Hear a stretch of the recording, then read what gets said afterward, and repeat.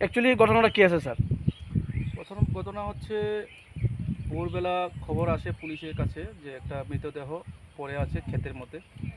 তো সেই খবর পেয়ে কল্যাণপুর থানার ওসি স্টাফ নিয়ে এসে দেখে যে একটা বীরেশ্বর দেববর্মা অনুমান 24 বা 25 বছর হবে, তার মৃতদেহ পড়ে আছে বাড়ির থেকে বেশি দূরে না, কোন জায়গায় স্যার? ক্ষেতের মধ্যে পড়ে আছে, হাত পা বাঁধা অবস্থায় এবং রক্তাক্ত অবস্থায়।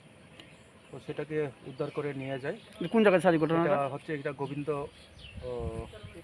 গোবিন্দ চৌধুরী পাড়া, উত্তর মহারানীপুর, কল্যাণপুর থানার আন্ডারে।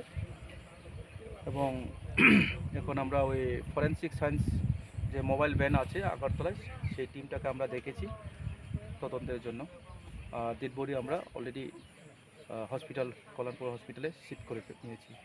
এবং দ্বিতীয় যে ঘটনা হচ্ছে সূর্যমোহন দেববর্মা বলে একজন 60-65 বছরের বৃদ্ধ লোক গতকাল থেকে মিসিং ছিল। আর আজকে ওনার পুকুরের মধ্যেই কী বলে